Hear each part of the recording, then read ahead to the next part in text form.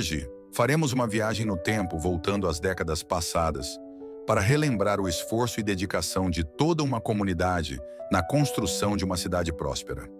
Essas imagens registram momentos importantes de infraestrutura em Caxambu do Sul. Podemos ver a construção de canais e sistemas de tubulação nas ruas, como a Rua do Comércio e a Rua Duque de Caxias, obras fundamentais para o desenvolvimento urbano e para a melhoria da qualidade de vida dos moradores. Os trabalhadores, com suas ferramentas simples e máquinas robustas, encaravam o desafio de transformar estradas de terra em vias pavimentadas, enfrentando o barro, o sol e a poeira. Cada pedra colocada, cada tubulação instalada, representava o avanço de um sonho coletivo, o de uma cidade mais organizada e moderna. Observamos aqui a abertura de estradas para o Porto de Caxambu, um marco na integração da cidade com as regiões vizinhas. O trabalho árduo dos operários, juntamente com o apoio das máquinas pesadas, moldava novos caminhos, literalmente pavimentando o futuro de Caxambu do Sul. Agora, ouviremos os historiadores de Caxambu do Sul, que preservam as memórias e histórias que moldaram nossa cidade. Com suas palavras, vamos reviver os desafios, tradições e conquistas que construíram nosso legado. Eu sou a Carmen Zamoner, nasci na Serrinha, Porto Goiôem, em Chapecó. Morei lá até os 8 anos de idade. Nasci no dia 28 de julho de 1946. Quando eu vim para cá, eu tinha 8 anos de idade, vim com a minha família. Meu pai ele sempre teve serraria. Desde que ele casou, a lavoura a gente plantava feijão, milho, soja, cana, açúcar, a gente fazia muito açúcar, melado, e plantava pastagem para o gado, e daí criava gado, engordava porco, pouco de tudo, para vender e para consumo também. Não tinha escola na comunidade, mas quando meu pai chegou, ele já tinha os filhos já de idade de escola, já tinham nas outras comunidades que a gente morou, já tinha escola. Eles, como não tinha escola, meu pai ajudou, combinou ali com os vizinhos, né? E fizeram eles mesmos construir uma escola. Naquele tempo não tinha governo, ninguém que doava as escolas. Eles tinham que os pais construir a escola e pagar o professor para dar aula. Há 2 anos no interior, na escolinha, e depois eu vim estudar no Cândido. E no Cândido eu entrei na 3ª série, fiz até a 4ª, e depois fiz o 1º e 2º, que naquele tempo chamavam de curso complementar, que naquela época a gente se formava professor com aquele estudo, que não tinha outros estudos. Ali já era do governo. Uma antiga escolinha que tinha 3 salas de aula, uma biblioteca e uma cozinha. Primeiro colégio de Caxambu do Sul. No Grêmio da Serraria, eu dei aula 7 anos. Comecei no ano de 1963 e lecionei até o ano de 1970. O primeiro prefeito provisório foi Cristiano Perosa. Daí teve a emancipação no ano de 1962. Época que quando começou, não tinha nada. E ele já começou comprando máquinas, trabalhando, né? Comprando caminhão, carros, assim, para os funcionários trabalharem. O primeiro carro em Caxambu que a gente conheceu foi de João Furlaneto. Chamavam de Fubica. O primeiro caminhão era DC. A primeira prefeitura, aqui na esquina onde é hoje o supermercado Alfa. Era uma casa de família e ali foi a primeira prefeitura. Daí, no mandato do Heitor Pisolato, foi construída a prefeitura antiga. Naquela época, tinha o comércio, ali é o Geller hoje, mas era o Cristiano Perosa, que tinha feito uma loja ali, que vendia um pouco de tudo. Ele veio do Rio Grande do Sul e se estabeleceu ali, e ali ele colocou o comércio. Trabalhou um tempo ele e a mulher dele, e depois ele fez sociedade com a família Geller. Daí trabalharam um tempo junto, e esse Cristiano Perosa vendeu a parte dele e saiu e construiu lá onde ele morava, colocou hotel e colocou churrascaria e que ficou até a morte dele ali. Comprava de tudo, menos as coisas que na colônia se produzia. Mas não era roupa, era café, sal, açúcar, farinha. As pessoas mais que estavam na cidade. Mas o pessoal do interior colhia o trigo, levavam no moinho e levavam a farinha para casa. Tinha farinha pro ano inteiro. Atuei 40 anos trabalhando no comércio da nossa propriedade mesmo. E daí é onde tirei o sustento para a família, para dar estudo para os filhos. Antigamente se chamava açougue popular. Depois armazém de Ari Zamoner. porque ele ia no interior, ele comprava gado, ele carneava, ele vendia, que naquela época se vendia até 7, 8 cabeças de boi por final de semana. Depois ele começou a levar para Chapecó a carne, ia 3 vezes por semana, levava gado para supermercado Brasão. Na época que a gente veio, no começo tinha hotel ali que era da Dona Amabile Basso, e tinha casas de comércio, naquela época tinha poucas, depois que veio as outras casas de comércio. Era mais ou menos acho que umas 3, 4 horas da tarde, que começou uma chuva forte, foi aumentando. Naquela época, então, a água começou a invadir toda aqui, e vinha água de todo que era lugar, e entrava água nas casas. A maioria das casas entrava, inclusive na minha casa, a água entrava por uma porta e saía pela outra. Alagou tudo a casa, assim, por baixo das camas, por tudo, a gente tinha que erguer tudo, e as coisas, colocar em cima das mesas, coisas altas, porque alagou tudo dentro de casa. Uma outra enchente que deu também, e que atingiu o mercado do Nelson da Monera, onde hoje é o TIM. Então ali, porque entrou água pela janela, e a porta fechada, a porta de ferro, e começou a encher, e daí estourou a porta, e daí perdeu bastante coisa, mercadoria, porque a água foi levando. Inclusive entrou aqui no nosso terreno, e eles tiveram uma boa perda. Bom, no primeiros tempos, antes que a gente viesse para cá, na época ainda da minha mãe, vinham os padres de Palmas. Vinham a cavalo, eram freis, e celebravam a missa ali. Mas naquela época, os padres, quando a gente veio também para cá, desde que a gente era criança, a gente conheceu os padres, rezavam a missa em latim. E eles rezavam de costa. Eles usavam aquelas batinas, tipo umas estolas, e rezavam de costa para o povo. Então, lá como rezavam em latim, o povo não sabia, não entendia nada. Enquanto o padre rezava a missa, as pessoas rezavam o terço, o rosário. E daí não entendiam nada. Depois, com o Concílio Vaticano II, que foi com o Papa João XXIII, ele então fez a renovação da igreja. Aí então os padres começaram a rezar de frente, e também os padres na época usavam batina, cobriram até o pé, e depois disso então eles começaram a usar roupa social, assim, tiraram a batina. E daí começaram a usar a missa em português, as pessoas já entendiam mais o evangelho, as leituras, tudo já em português, né? Então a gente ia na igreja já entendia as coisas. E antes a gente não sabia de nada, não entendia, porque era tudo latim, né? São 3 igrejas que foram aqui em Caxambu. Igrejinha pequenininha, e assim na frente ela tinha uma rodinha bem em cima da cunheira, assim, e não tinha torre. A segunda igreja também era de madeira, um pouco maior, então ela tinha torre. Bem no centro tinha uma torre. E daí essa igreja aqui, então quando caiu a igreja, foi no dia 26 de setembro de 1963. Tem um temporal muito forte, um vento muito forte, muita pedra, e a igreja caiu. Acho que umas 8 horas da noite por aí. As casas balançavam, porque no outro dia a gente encontrava nas valetas, assim, palmos de gelo. Depois de 24 horas já tinha gelo. Naquela época eu estava dando aula lá no Grêmio de Serraria, então eu estava na casa do meu tio. A casa balançava. Eu me lembro que eu me socorri debaixo da mesa. Era chuva, a casa chovia por tudo, era que nem um mar. Vinha água por todo lado. Aí quando caiu a igreja, no domingo, que caiu a igreja na sexta-feira. E quando foi no domingo, era para ter a festa de São Jerônimo. Aí não teve a festa por causa que a igreja caiu, né? E daí veio o padre Luiz, que foi o primeiro padre que esteve aqui em Caxambu. Então ele foi para a Alemanha para tirar o modelo dessa igreja. Mas a comunidade trabalhou muito.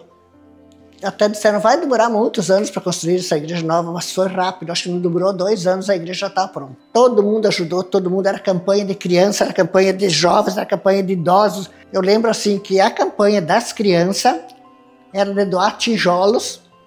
Cada criança doava tantos tijolos para construir a igreja. Isso era pedido nas catequeses. Os jovens, que eu era jovem naquela época, cada jovem doava uma janela da igreja. E daí os adultos, então, ajudavam com o resto, e com ajudas financeiras e com trabalho que eles vinham ajudar. Eu sei que meu pai trabalhou não sei quantas semanas, ele vinha a cavalo, vinha de manhã e voltava de noite, trabalhando, ajudando a construir a igreja. E quem construiu a igreja foi um alemão ali de São Carlos, parece que era. Os casamentos, na época, era tudo na igreja e também no civil. Aí, então, quando tinha casamento, às vezes tinha até 7, 8, 10 casamentos num dia só. Daí, geralmente, as festas, como não tinha clube aqui na comunidade, as festas eram feitas nas famílias. Então, as casas no interior, todo mundo tinha porão. E as festas eram feitas nos porão das casas. Aí então tinha o café da manhã ali fazia o casamento ali para as 9h30. Então ele tinha de tudo, doces, cucas, bolacha, torta, bolo, café, tinha de tudo. Aí tomava o café na casa da noiva e depois iam para casa do noivo, que tinha daí o almoço do meio-dia, o churrasco, e era feito nos porão das casas. A política no começo não era como agora, era bem tranquila. Hoje está muito difícil, está muito complicado, muita rivalidade, muita perseguição. Naquele tempo era mais tranquilo. As ruas no começo, depois que teve os prefeitos, foram se elegendo os prefeitos, foram começando a abrir mais ruas. Mas se não tinha só essa rua do comércio, que nem eu falei, que vinha de Chapecó e até Dionísio Cerqueira. E aqui tinha a estrada que vinha também de Chapecó e ia até lá no porto. Que esse porto, naquela época, no começo que a gente veio morar para cá, que minha mãe também veio, e os pais, as compras de roupa, sal, açúcar, essas coisas, vinham de Nonoai, que aqui não tinha comércio no começo dessas coisas. E outra coisa, que também naquela época, vinham os mascates, vinham de mula com os 2 cestos, cesto mesmo, 2 cestos, um de cada lado da mula, e dentro daqueles cestos faziam os fardos de tecido, e iam no interior vender para as pessoas. Sei que meu pai também comprava. Depois, com o passar do tempo, ele teve os comércios. O primeiro comércio, como eu falei, era o final do ano, mas era mais secos e molhados. Depois ele começou a comercial Guerra, que começou com tecidos, e comércio geral. E depois aí o comercial Perim, também tinham de tudo, e compravam, na época eles compravam dos colonos porco, e levavam para Joaçaba. Na época, assim, as primeiras indústrias, eu acho que foram as serrarias. Que tinha uma serraria que era ali onde moravam os marcantes, aqui perto da costa do rio. Ali tinha a primeira serraria. Tinha um moreto, que tinha uma cerâmica, e tinha também a primeira serraria aqui de Caxambu do Sul, era ali na linha Catani, que foi o meu pai que era o primeiro que trabalhou lá. A primeira serraria era do meu pai. Então meu pai trabalhou lá não sei quantos anos, 7 ou 8 anos, não sei. Vamos dizer assim, que ele trabalhou um tempo lá e foi a primeira serraria. Então, por isso que deram o nome da linha Catani Engenho Velho, porque lá tinha aquele engenho que era do meu pai. Era serraria, eles chamavam de engenho, não chamavam de serraria. Hoje se chama serraria, aquele tempo chamavam engenho. Então era engenho, então por isso que ficou Engenho Velho ali com a linha Catani. A Fundação Laticínio foram 3 sócios. Foi o Gilberto Tomasi, o Elias Vivian, o Dias Amadei. Começaram com essa laticínio. Começaram pequena, depois foram crescendo, e por fim o Gilberto e o Elias saíram e ficou só o Dias Amadei. A celularia era ali nos fundos ali das terras da nona Lúcia. Até inclusive ali a terra naquela época, depois foi eles que venderam para o Carleto, aquele pedaço de terra onde tinha olaria, que o Carleto comprou por último a celularia. Depois, uma época, ficou o Nelson também. O Uruguai, na época, depois com o tempo, logo que a gente chegou aqui, começaram a ter as balsas, né? Então os balseiros eram o Demétrio Alves da Silva, tinha um outro barqueiro que morava aí na costa. Tinha uns quantos aqui de Caxambu que eram os balseiros que levavam as balsas daqui do porto, faziam as balsas e levavam para São Borja. Eram tudo empilhadas, pilhas de madeira, né? E daí faziam grande assim, depois tinha outra, às vezes não sei, formavam 2, 3 balsas.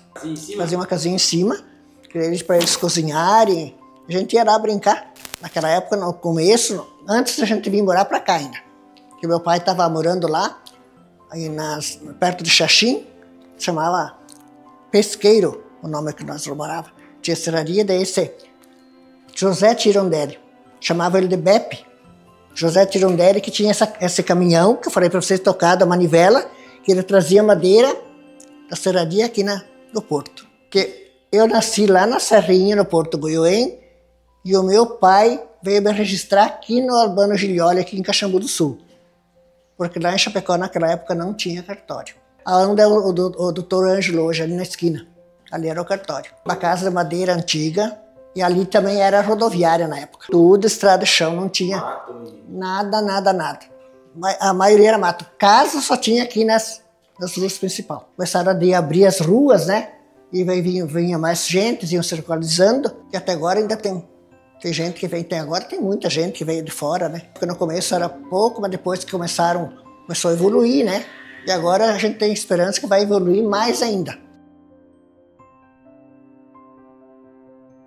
Eu sou Lenoir Arthur Rolim de Moura, meu nome é francês. Eu tenho hoje 76 anos de idade. Nasci no dia 13 de setembro de 1948. Então a gente tem muita história para contar ao longo desses anos aí. A gente acompanhou lá de trás as dificuldades que tinha. O meu pai, o meu falecido pai, ele tinha um comércio aqui, né? Nós tínhamos uma casa grande aqui de 3 andares, na esquina aqui para baixo dos Guedes. Então tinha o primeiro andar, nós morávamos, e tinha uma casarão enorme. E no segundo pavimento tinha 18, 19 quartos, né?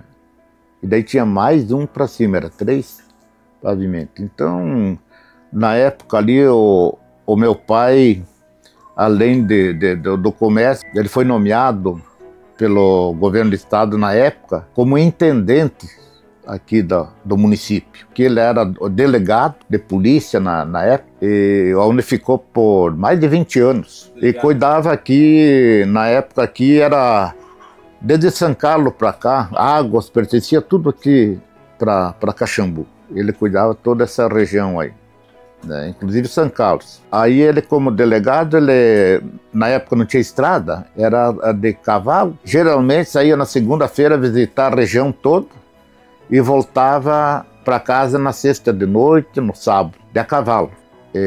Então ele posava nas casas dos agricultores, dos colonos, dava um pernoite para ele. Na época lá chegava o delegado de polícia, o padre, ou coisa, meu Deus, a família fazia de tudo para atender bem. E em contrapartida, o povo, essa região, vinha fazer compras aqui na cidade, né? Que tinha as lojas maiores. Então eles se alojavam ali em casa. A finada mãe ali, né, tinha sempre 2, 3 empregados, que além de ajudá-los, nós tínhamos uma área de terra aqui próximo da Laranjeira, tinha 3 colônias de terra, onde tinha criação de porco, animais, coisa arada. Essas pessoas vinham do interior, geralmente o chefe da família, ele vinha da cavalo, também chegava aqui. Ele tinha os empregados do finado pai só para receber esse pessoal. Daí desencilhava o cavalo, tinha um galpão grande e um lugar para proteger os animais e dar comida, tratar os animais. Enquanto esse senhor fazia os papéis, fazia a documentação, pagava impostos, tudo aqui na cidade. Geralmente ele ficava uma noite aí, às vezes um dia, 2. E a finada mãe também tinha 2 empregadas, sempre no mínimo, para fazer comida, tratar essas pessoas que vinham de fora, aí do interior do nosso município, de Águas, a São Carlos, e dava comida para eles, tudo, pernoite, e daí eles dormiam nesses quartos lá em cima. Tudo tinha camas, né? Então eles subiam pela lateral da casa, tinha uma escadaria enorme, que subia lá no segundo pavimento. Comiam ali tudo, era tudo gratuito, né? Era um chamado Hotel Deus lhe Pague. Era a contrapartida do que o finado pai sempre recebia carinhosamente em todas as famílias que ele se alojava. Então, daí nós morávamos aqui embaixo, né, na esquina do lado de baixo aqui. E aí onde nós morávamos, tem essa rua aí que passa hoje na frente da Câmara de Vereadores. Ela leva o nome do meu falecido pai, Ângelo Rolim de Moura, né, ficou marcado ali. Então, e depois foi evoluindo, né? Ele era político de infância, e muito prestigiado pelas autoridades, né? Ele era muito amigo do senador Lenoir Vargas Ferreira, que chegou a pernoitar aqui na nossa casa, do falecido pai. E, inclusive, o senador, ele não tinha filhos, e na época eu era uma criança pequena, né? Devia ter 4, 5 anos, e ele queria me adotar, de todo jeito queria me levar como filho dele, ficar lá. E me dava estudo, me dava tudo. O finado pai até que concordou, de certo eu era um pouco malandro, eles vão me livrar desse piá aí. Mas a mãe não deixou. A mãe não tem de jeito nenhum. Aí depois o pai concorreu, foi vereador aqui pela distrito, era de Caxambu. Foi 2 vezes eleito vereador no município de Chapecó. 2, 3 vezes presidente da Câmara de Vereadores lá. Né? Então teve uma evolução política assim acentuada. Depois aqui ele batalhou muito para a criação do município de Caxambu, um dos primeiros vereadores do município. Então essa vivência, depois da gente aqui sempre com dificuldade, né? Porque inclusive nós perdemos 2 maninhos, os primeiros, 2 guri, que naquela época deu umas doenças aí, nem recordo que a mãe falava, sempre que tiveram que levar de a cavalo daqui a São Carlos, que tinha o único hospital aqui. E quando chegou lá não deu mais a volta, faleceu os 2. Não tinha comércio, aqui era meio violento a nossa região aqui, porque vinha muita gente do Rio Grande do Sul. Pessoas assim que matavam uns lá, brigavam, saiu corrido da polícia e vinham parar aqui. Muitos deles. Então o pai também passava, sofria, mas ele sabia lidar com essa gente, ele dava um jeito de também espantar e eles iam para frente, iam para o Paraná e para adiante. Mas foi bastante difícil, me lembro que eu era piazinho aí e não era fácil. Era bem complicada trabalhar como delegado. Inclusive eu, mais tarde, depois eu fui vereador, aqui os delegados daí era designado também, né, nomeado pela Secretaria de Segurança, e tinha sempre um suplente de delegado. E daí na época aqui tinha um policial que foi nomeado delegado, e ficou aí um ano, 2, e acabou fugindo com uma enfermeira, então ela trabalhava ali com ele e acabou saindo e se sumiu, né? Daí ficou sem delegado, me chamaram, eu como suplente, não queria assumir. Não, mas assume para uns meses, ali 1 mês, 2, até que nós nomeamos outro. Eu sei que acabei ficando 5, 6 anos e tive que pedir lá, eles, olha, não sou mais, e deu. Porque não fazia o meu tipo, né? Eu era uma pessoa assim muito carismática, muito amigo, procurando sempre, nunca gostei de ter inimizade com ninguém, né? Me sentia mal. Até depois de ser delegado, eu fui candidato a vereador e fui o mais votado no município aqui, que pertencia a Planalto. Eu me lembro até hoje, tinha 47 urnas em toda a região. Eu fiz voto nas 46 urnas. Então a gente tinha muita amizade, até pelo finado pai também, né? Ajudou muito. Nós tínhamos um grupozinho de piá malandro, sabe? Daqueles que gostavam de aprontar assim no bom sentido, para assustar os outros, né?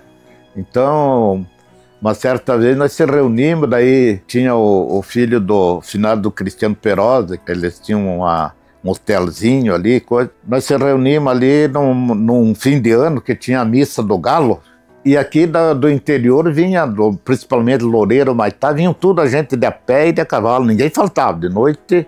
Aí aqui era dispensado à meia-noite. E nós se reunimos, eles tinham que passar ali no cemitério para vir para cá.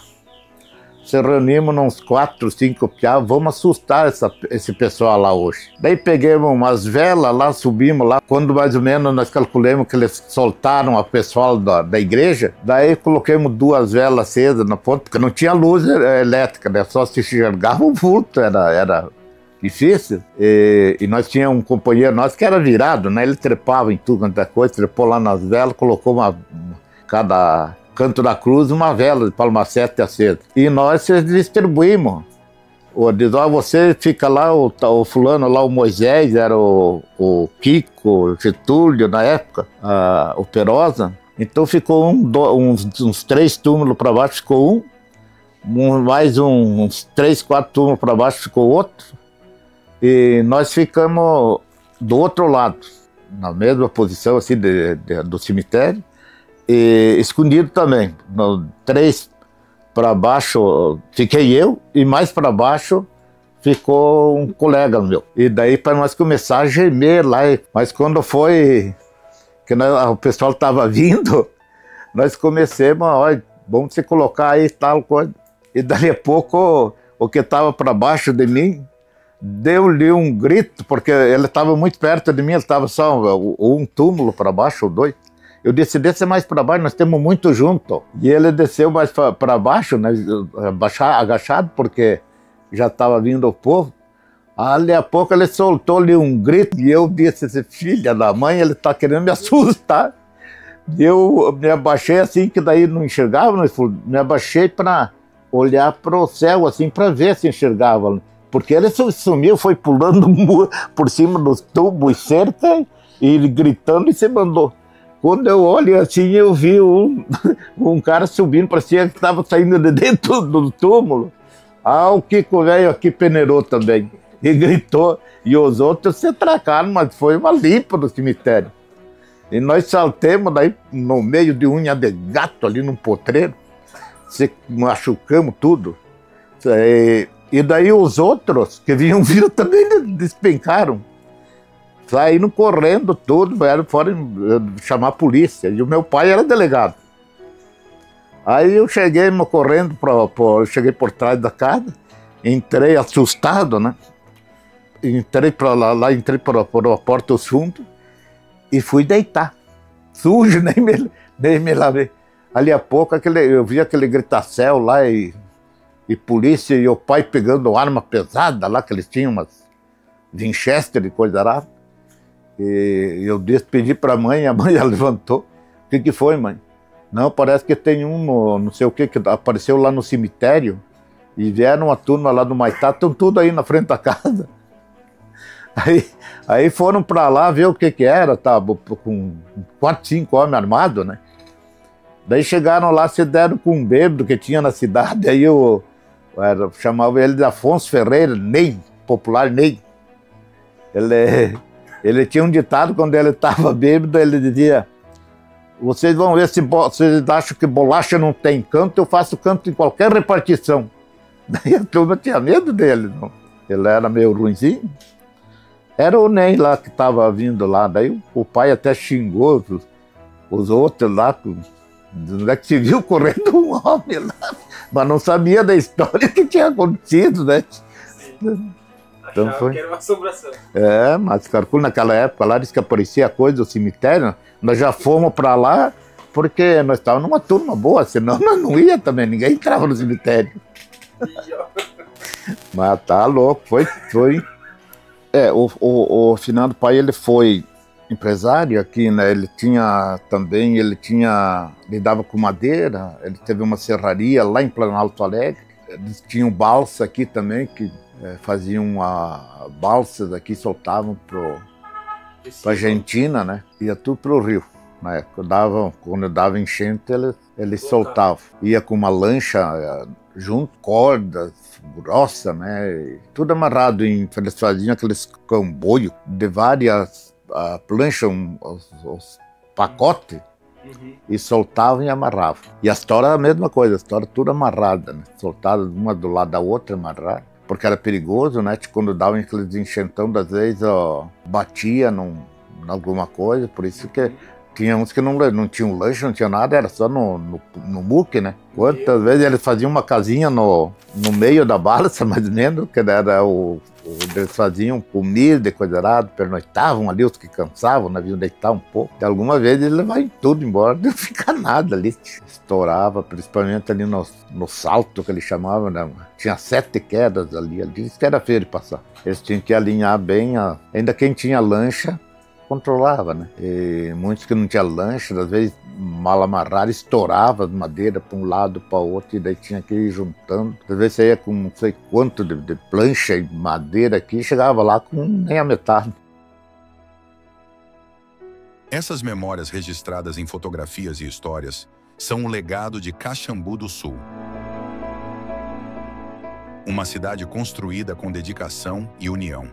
Que esse passado inspire as gerações futuras a continuar essa jornada com orgulho e respeito por nossas raízes.